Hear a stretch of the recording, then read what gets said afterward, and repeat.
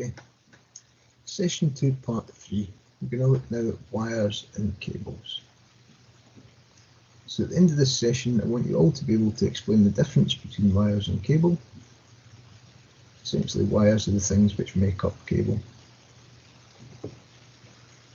Visually, identify line, neutral and earth wires, and visually identify several different types of cable, including twin and earth, 3-core flex and armoured cable, SWA cable, steel wired armour cable. Explain how wires and cables might be protected when run through the building fabric. And also want you guys to be able to identify some of the tools that you might use to cut wires, specifically side cutters and insulated wire cutters. Okay, so firstly, what's the difference between wires and cables? Well, wires are what make up cable. Wires are the individual wires, and when they're put together inside insulated protective covering, then they become cable.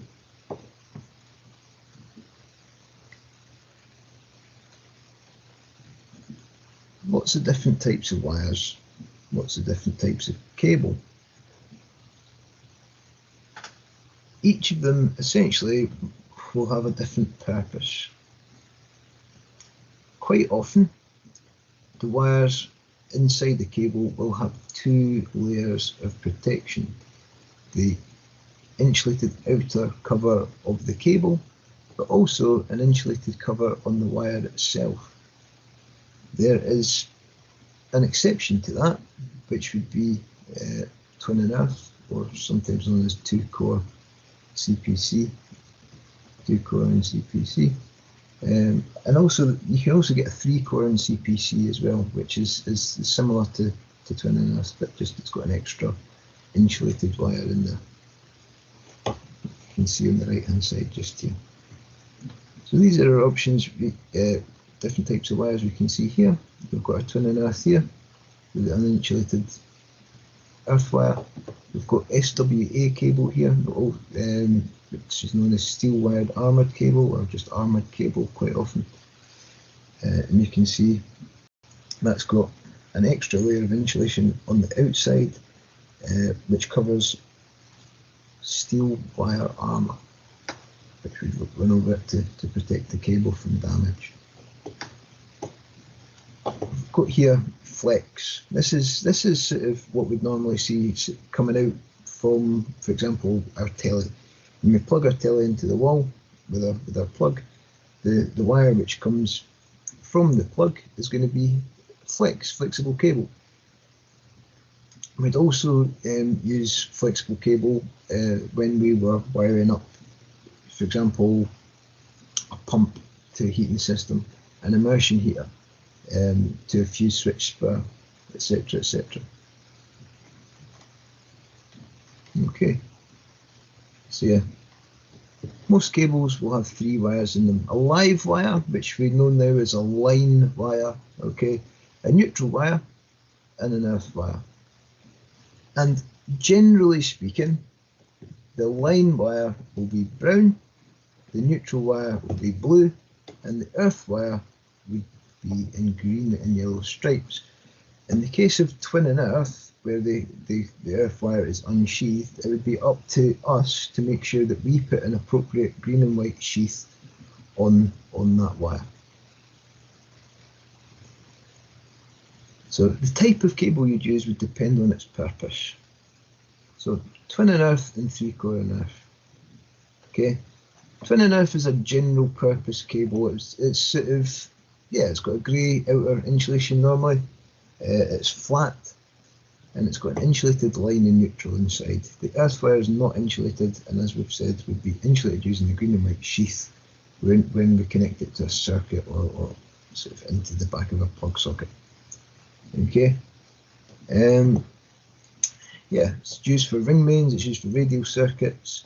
It's used normally where it's not going to be seen, essentially, such as the main runs for the main run for the immersion heater would be done in twin and earth.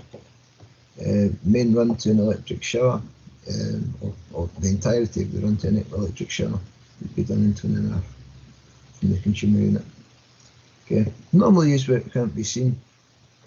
Okay, yeah, but the cables which when it's visible would normally be 3-core flex. We'll look at that in the next slide.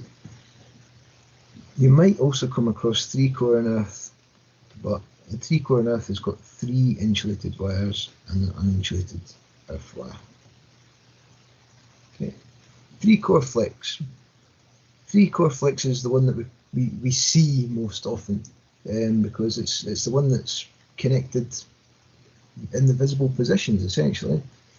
A good example of where we might use one, like I've said, on the plug to a telly or a vacuum cleaner or any appliance really, microwave, but we'd also see it or be probably more likely to use it, to install it to things like central heating pumps, to immersion heaters. Worth noting, okay, if you use it in an area that's likely to get hot, for example close to heating pipes in a hot water cylinder, then you must use heat-proof insulation, heat-proof flex with heat-proof insulation. Bit about steel wire armour cable, also known as SWA cable. It makes sure it's SWA cable in the test. Okay, as was mentioned already, it's got a layer of armour, an extra layer of armour protection, and an extra layer of insulation as well. It's probably the type of cable that's most likely to be used by the electricity supplier. And actually, as we've talked about previously, when we talked about the TNS system, TNS system, the earth would actually be connected to the steel wire armour of this cable as it comes into the property. So preparing wires and cables. We can cut our wires and cables using either insulated wire cutters like these ones up here, or side cutters like these ones just here. Okay, and we'd strip the wires using insulated wire strippers preferably, or occasionally perhaps using an electrician's knife.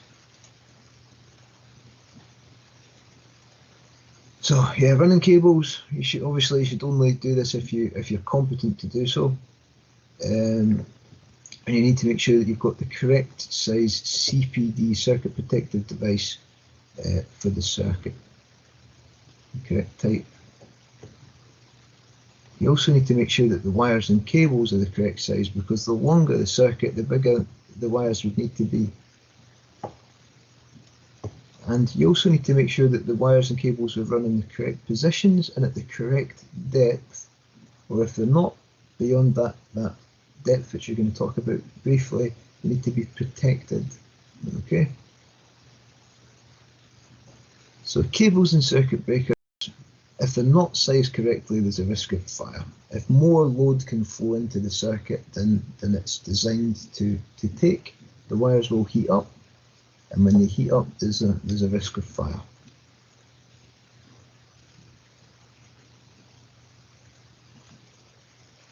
So if the CPD, circuit protective device, is sized correctly, but the cable was too small, then the same thing can happen. So you need to be really careful to make sure that you use the right size cable, and there's calculations that qualified electricians would do to work out the correct size for the appliance based on the distance it is from the consumer unit and the load that it needs to take.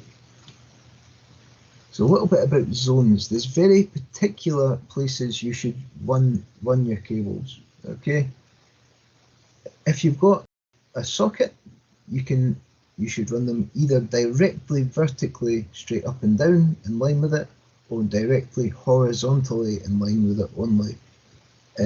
Either that or within the 150mm of the corner of the room.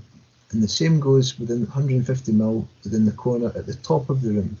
You shouldn't do it at the bottom of the room, because that's where people fit their skirting boards. If you're hammering in your skirting boards using your nails, which most people do, you really don't want to be going straight through your cables. So it's 150mm around the corners of the top of the room, or directly in line horizontally or vertically with the socket.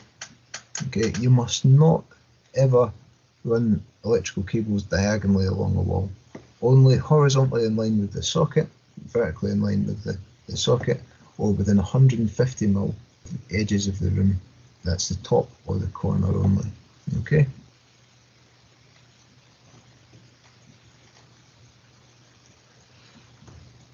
Keynote, okay.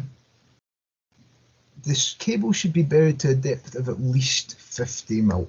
Okay, that's normally roughly the length of. You're not likely to sort of penetrate further than that with a nail or a screw. If they are not buried to 50 mil, they should be protected, and you normally do that using conduit or trunking. Okay, so yeah, if you run wires individually, they should be run inside conduit or inside trunking, and if you run cables less than 50 mil from the outside, be that through under the floor or in a wall, then they also need to be protected using conduit or trunking. Trunking and conduit can be made either from PVC or steel, and steel would give a higher level of mechanical protection. Alrighty, so yeah, if the cable passes through metalwork, it should be protected because the metal can damage the soft insulation, and you do that by using a rubber grommet. And you can see that just here. You've got a metal sort of back box for a socket, a double gang back box, because it'd be like for a 2-gang socket with 2 plugs in it.